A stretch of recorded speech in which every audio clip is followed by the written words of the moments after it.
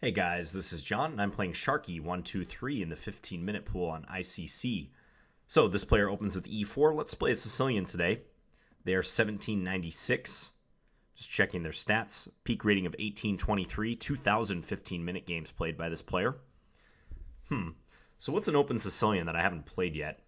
Maybe a dragon? Let's go for a dragon. I played Najdorf, I played Khan, I played classical Sicilian. But no dice today. Sharky plays c3 on move 3.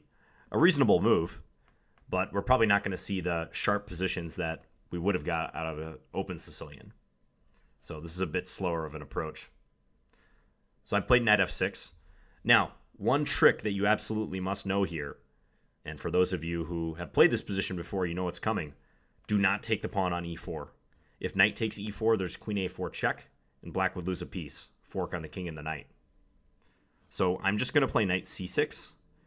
I think h3 is a move. I know developing the light square bishop was also possible for white. Bishop e2 or bishop d3. Okay, now they go d4.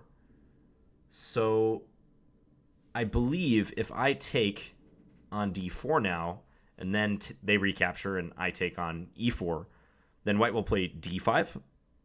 And I'll have a similar issue. And that issue is queen a4 check coming. I think there's queen a5 check I haven't replied, but that gets into some weird gambit territory that I'm not positive about. Therefore, you know what I'm thinking about doing is taking on d4, but then playing d5 myself. Which looks odd, but I think I can justify that because white's sort of wasted a move by playing h3. That move is not the most useful move in the world. So that's my plan. I'm going to take and then play d5. I don't want to let white keep this pawn duo in the middle, e4, d4.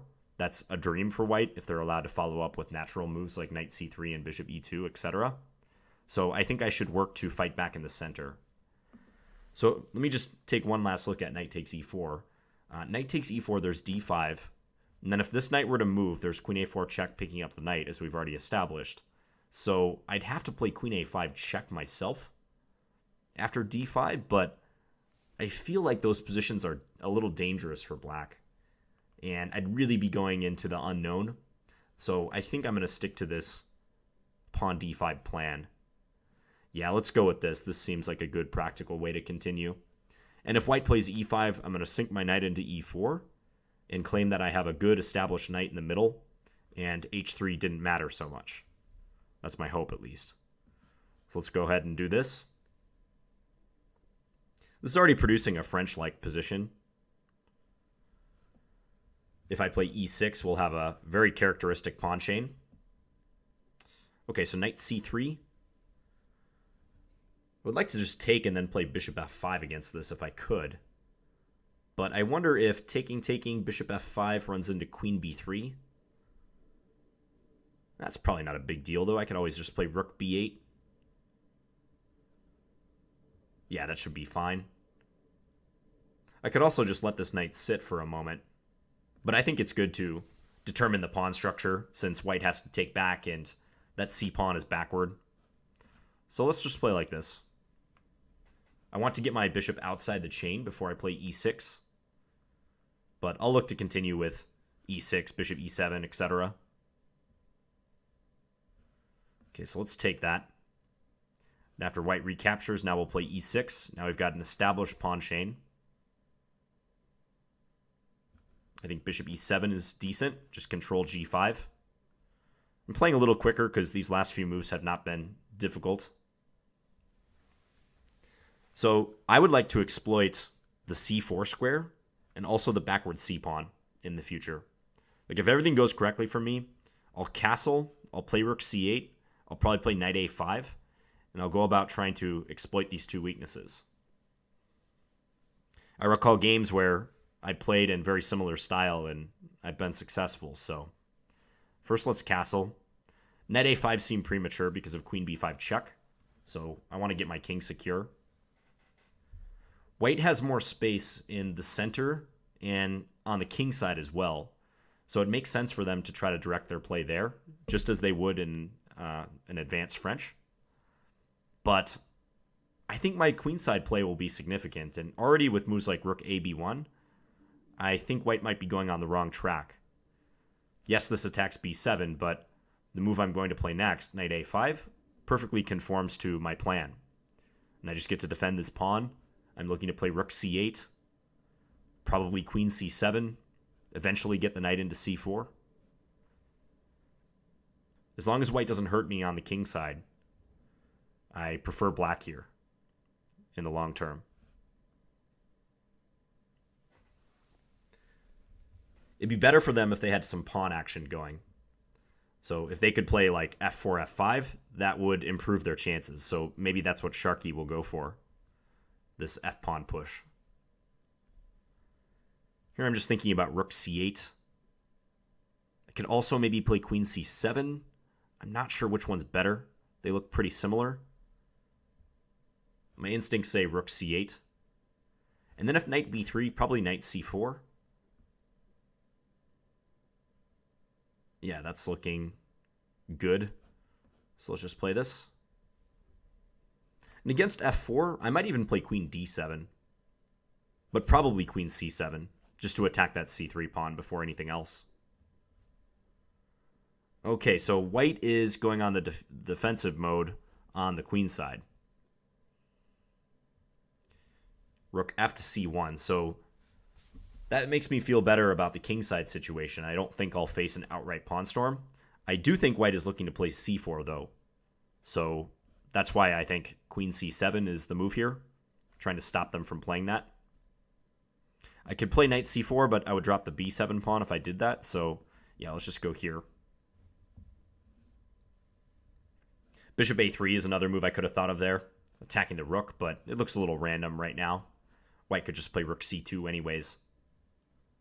And playing bishop a3, even though it does attack a piece with tempo, my bishop would be on an undefended square after that. So something like c4, whereupon white's queen would be looking at that a3 bishop, would be a concern.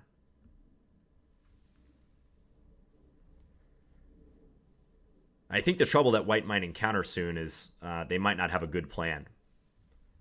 Because on the queen side, they're kind of just holding down the fort, but they've already allocated so many resources to this wing that they may start to feel like they have nothing to do over here. The king side is where it's really at for white, but in a sense, they've already committed to this side of the board. They could still play f4, though. I mean, that's entirely possible. Looking to play f5.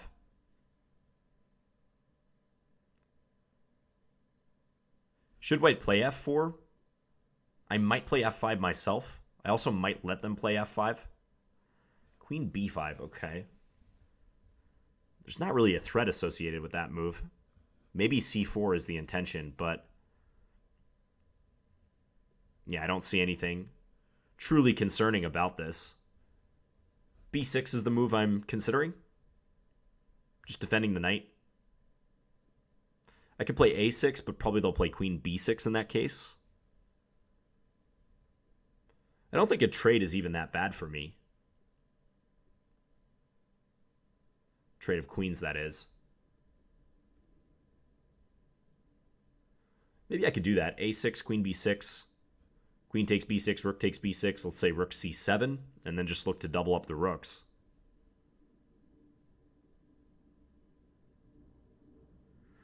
If a6 and the queen retreats, though, I'm not sure I would like to play b5 because that might give white a hook to attack that b5 pawn with a4.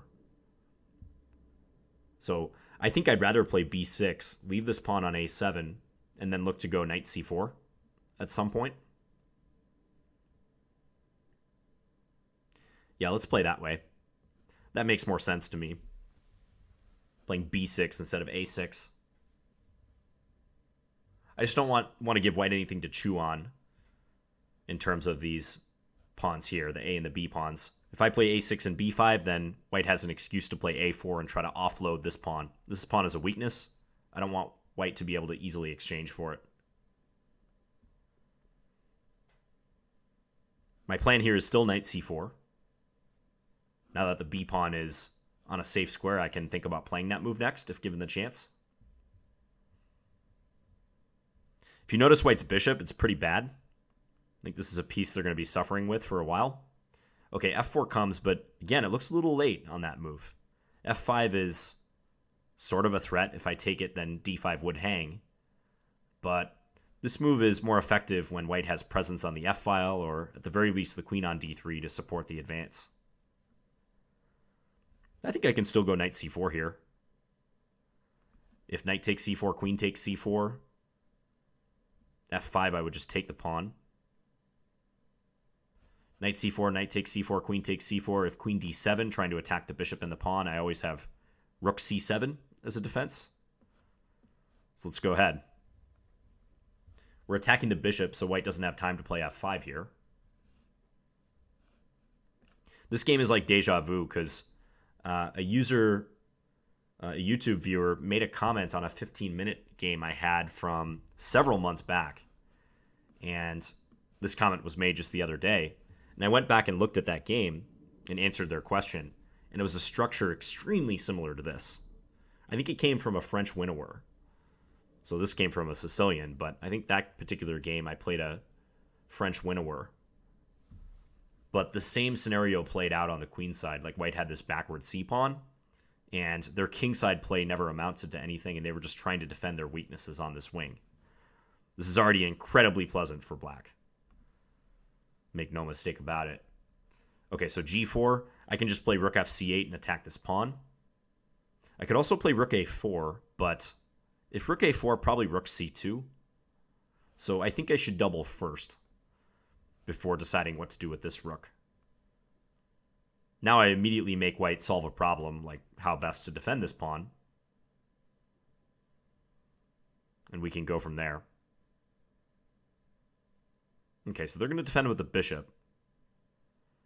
A little passive, but makes sense. Okay, so here, I think I see something already. I think I can play rook a4. If rook b2, there's bishop a3, skewering the two rooks. And if instead rook c2, we have rook takes d4. It's a nice shot. And then if c takes d4, I have rook takes c2. So that's the benefit of having my rook over here. So yeah, I think rook a4 is just going to win a pawn. They do have rook a1. I overlooked rook a1, but I mean, that's not a very desirable move, even if it is the best move. Yeah, white didn't even play it. But here I get in rook takes d4 due to this rook now being undefended. Just making sure there's not anything better or any sort of surprise white can spring on me, but nope, I think this is just going to win a pawn. And an important pawn at that.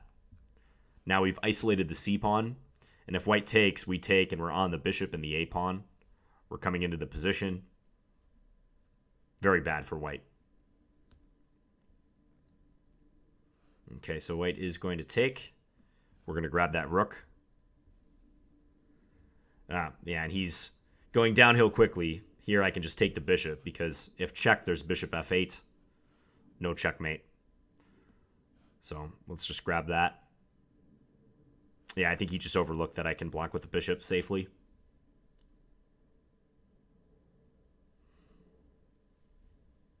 No follow-ups I got to worry about.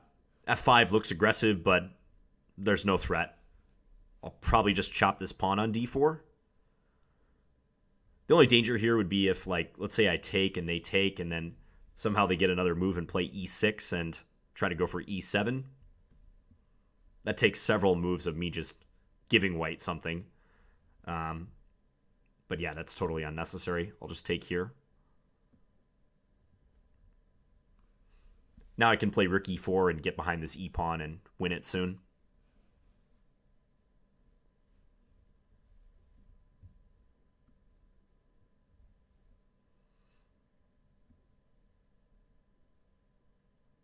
Okay, and white resigned. So this was a short game, but an instructive one, I think. This shows you how fast your position can collapse when you somewhat just play autopilot moves. I was about to say thoughtless moves, but the moves that Sharky was making, they make sense to some degree. I mean, you look at these moves individually, and you don't think like, oh, well, that's a bad move, or that's terrible. Like, you can find an explanation for all of the moves that white made. But the problem is, they're just moves that looked kind of okay. They weren't connected to a larger plan. I don't think white was thinking in terms of, what I was saying broadly they should be considering, which is playing on the king side and in the center, trying to use their space advantage on those areas of the board, trying to recognize that it's a losing battle to passively defend on the queen side when they have this weakness on c3 and the weak outpost square on c4. You just don't get the sense that White was thinking that in this game. And that cost him, because after a few moves, suddenly they realized that, hey, I should find some play. So they try f4. But by that point, their position's already much worse. So let's go back and have a look here. So this started life as a Sicilian, and I was all ready to play the dragon. But instead, White plays c3 on move 3. A reasonable move. Knight f6, h3. So if White wants to leave this pawn undefended, then there are a couple ways to do that. Bishop e2 is another move. Occasionally you see bishop d3 here. That's the Kopek variation, where White's plan is to go bishop c2 and then push pawn d4. But just to illustrate what I was saying during the game, do not take the pawn on e4 too early if queen a4 check is possible, because that will result in a lost piece. That's a fork on the king and the knight. So I play knight c6, and now this diagonal is covered, so I am threatening to take on e4. White responded with d4. And based on how fast they made that move, they spent 5 seconds, it started coming back to me that, hey, there's actually a reason Black can't take here now. And I think that reason is d5. In this case, this just looks like it wins a piece. I do have the option of taking on d4, which opens this diagonal, then taking here, and after d5, now playing queen a5 check. I don't know hardly anything about that line, though, so like I said, I avoided it. Let's just see what the engine thinks. The engine says that's good. I might be confusing it with the position where White's pawn is on h2 and the bishop is on e2. So if White had played bishop e2 on move 4, that did cross my mind, and in that case, this would be an improved version of it, because it'd be hard to believe that h3 is a better move than bishop e2 if White's sacking a pawn. So yeah, maybe I can go for this. Knight c3, take c3, b takes. Now I don't want to take here because of bishop d2 and I have 2 pieces hanging, so most likely I'd move the knight. Yeah, it might be just a case that White has insufficient compensation here, but there you go. It's now getting a little closer to even on that evaluation. I still like the decision I made, though, just playing d5. I can justify this by saying that White has made a only semi-useful move in h3. I'm actually slightly better developed than White right now, so I don't fault myself too much for making 2 d-pawn moves in the first 6 moves. White advanced e5. I think that's more natural than what the engine is saying with this. This would transpose to kind of like a Panna-Boffinic structure, where White has played this h3 move.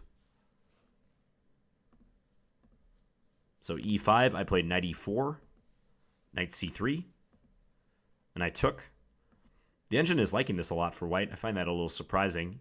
It might like White's space advantage, but it didn't seem that big of a deal to me. Maybe already here, White has to start thinking more creatively, because bishop d3 trades the bishops, but that means that White's light square bishop is not around to influence matters on c4.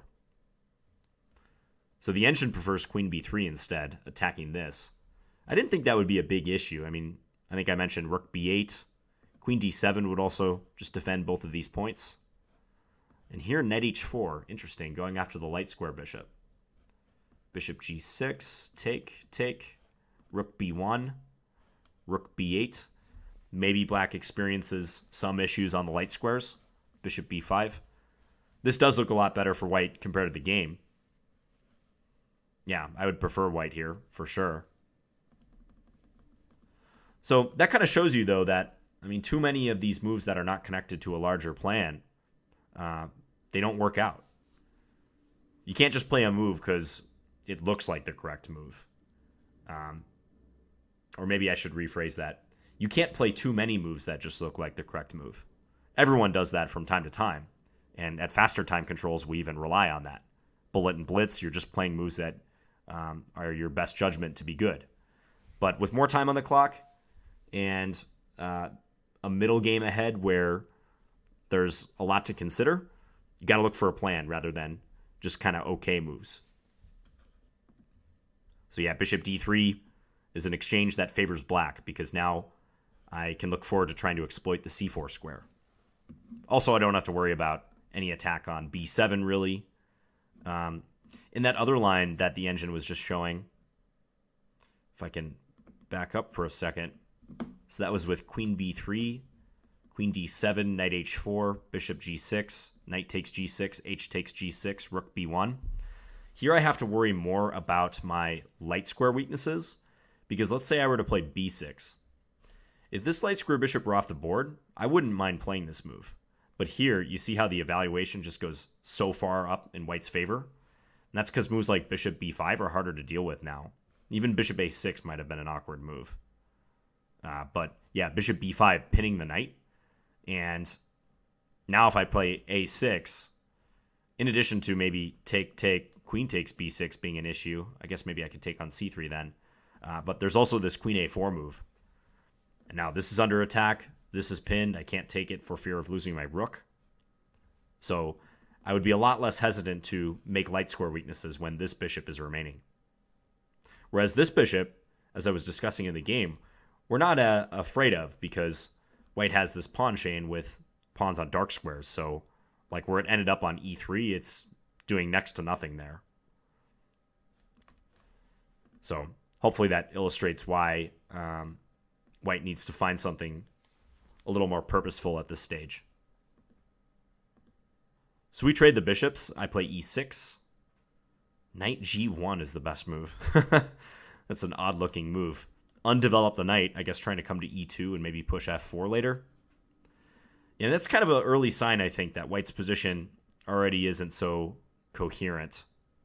I feel like this is already much easier to play for black, even though the engine says the position's dead equal. As my next moves are very easy to predict. Just bishop e7, castles, rook c8, knight a5, queen c7. Virtually exactly what I did in the game. Whereas for white, like I'm already somewhat struggling to figure out a plan for them. It would be nice if they could play c4 and try to get rid of that backward pawn. But even this structure is kind of bad for them. They have a weakness on d4 now. Also, there's these bishop b4 check moves that the engine is suggesting. So I kind of feel like white should try to organize f4 as quickly as they can, but I would still prefer my position. Yeah, like knight e1, the computer seems to be onto it. Castles, try to go for f4 and make f5 a threat. In this case, I might think about playing f5 myself. And if they take en passant, maybe playing a structure like this where I've stopped them from going f5 for now. I do have a weakness on e6 though. At least that's something that white could potentially play against. Instead, white played bishop e3. One note about queenside bishops. So the dark square bishop for white and the light square bishop for black. I've noticed in many openings that lower rated players will be in a hurry to commit them when a higher rated player might just keep them on their original squares. And I feel like this is one of those moments. So sharky123 played bishop e3. That develops a bishop and connects to rooks, but as I said before, this bishop isn't really doing much on e3. It's not doing anything on e3 that it wasn't doing on c1, because it's just staring at these two pawns. d4 doesn't really need extra defense, where white already has that defended 3 times. f2 certainly doesn't need defense. So on e3, it's the only benefit is really to connect the rooks.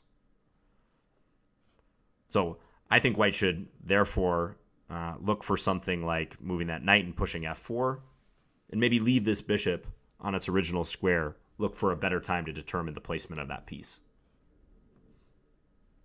Same goes for black in a lot of openings. Like, I'll just give you an example. In the closed Sicilian, often black's bishop stands on c8, and it can be hard to find a square.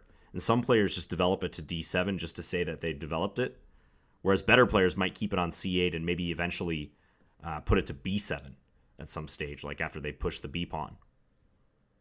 That's a little hard to visualize if you are not familiar with that opening, but if you play the black side of the closed Sicilian, you might know what I'm talking about. So here I castled. White played rook b1. And you can see with every passing move, the evaluation is just slowly creeping up in black's favor. Rook b1 attacks the b7 pawn, but knight a5 is part of my plan anyways, so I'm happy to play that move.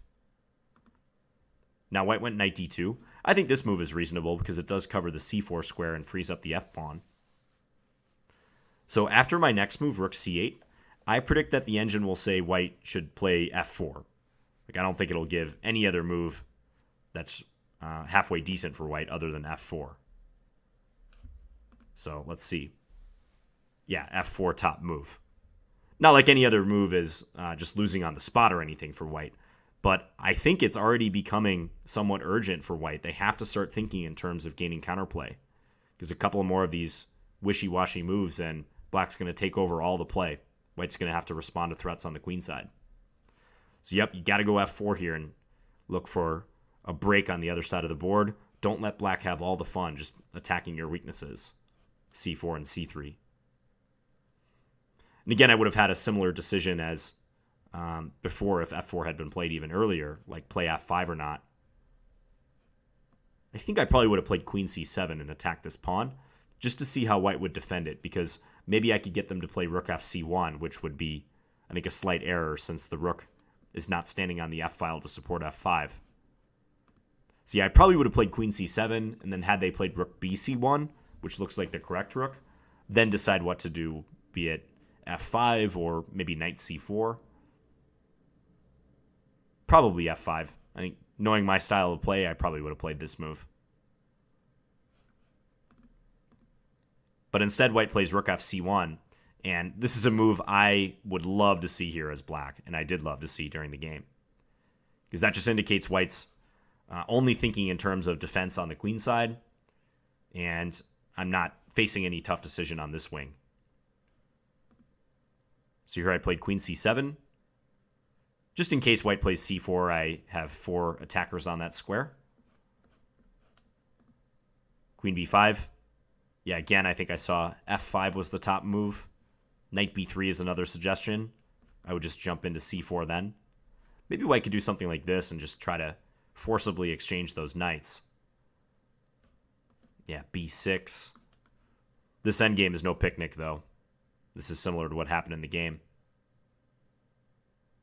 Just a risk-free advantage for black. So white played queen b5. I just played b6.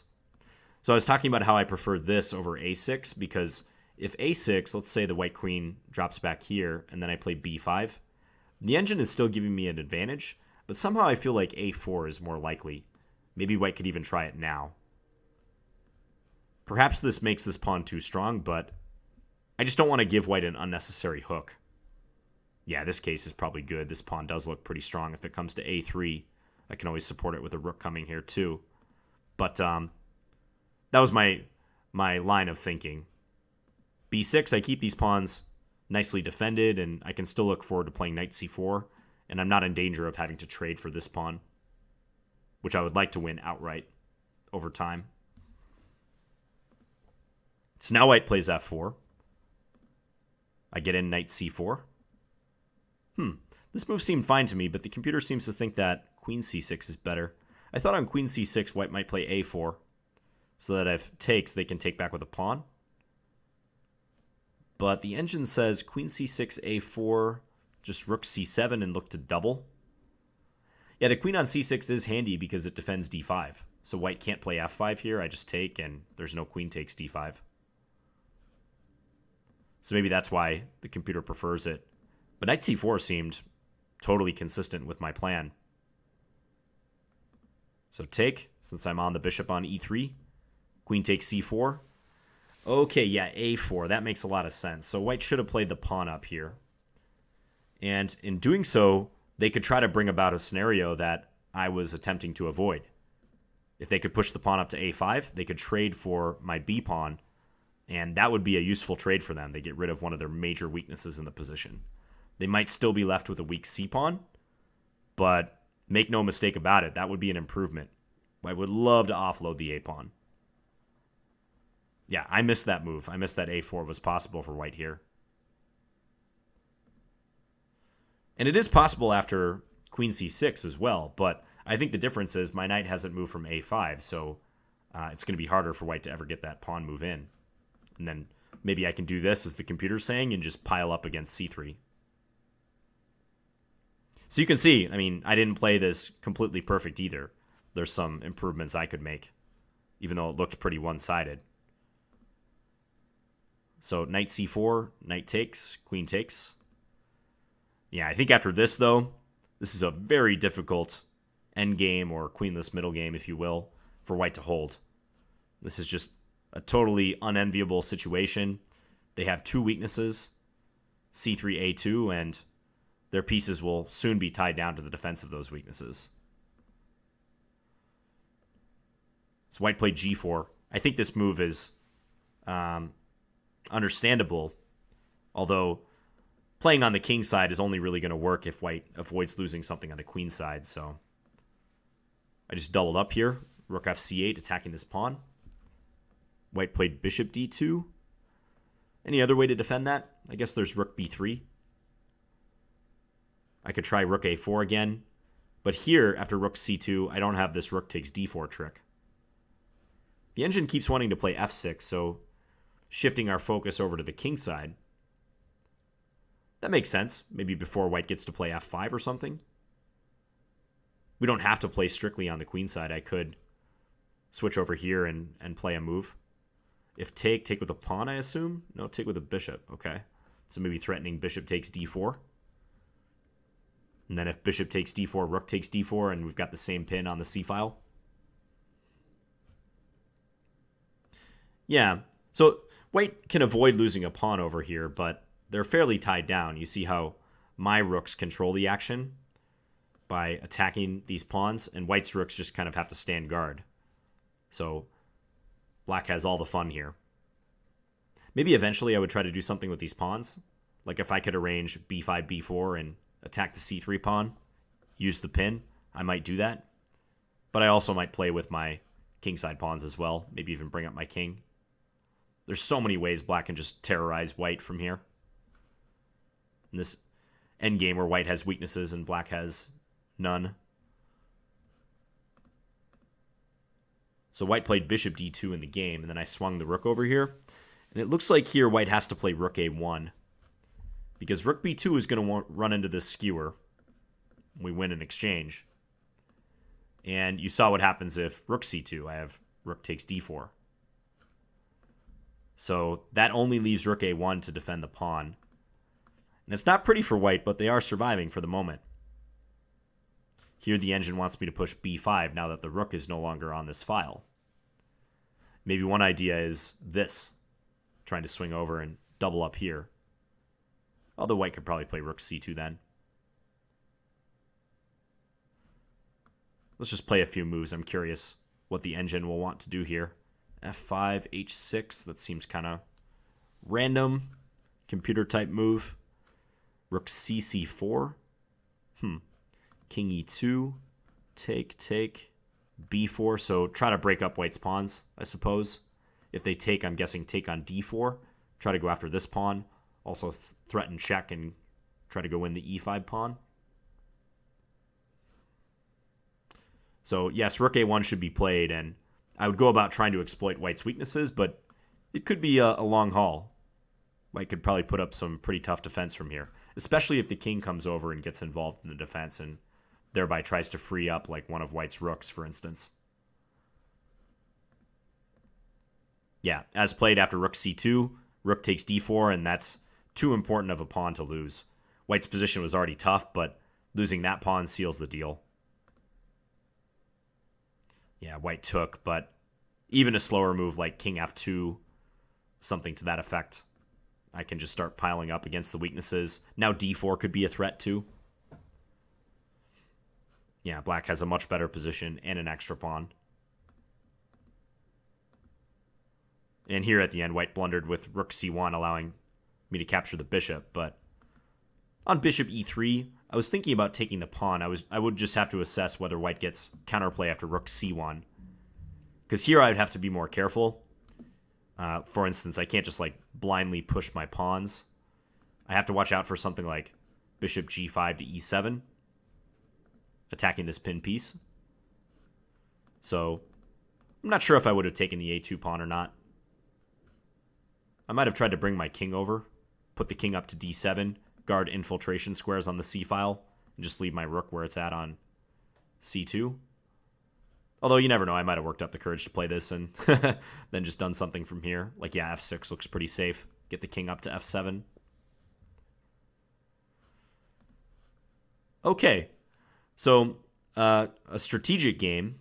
You can see that I was able to exploit the weaknesses on the c file. But I think one of the main takeaways is you have to play with a plan and you have to be purposeful from move one in a game of chess, especially a serious game, a non-blitz or bullet game. And I think Sharky made a lot of normal-looking moves, but by the time they had exhausted those normal-looking moves, they realized they didn't have a plan. And that was what won me this game, because White played f4 too late, and by that point there was nothing to speak of as far as counterplay on the king side, and I was already in gear to start exploiting his weaknesses on the queen side. Anyways, hope you guys enjoyed this game. I'll be back tomorrow with another video. Talk to you guys later. Bye.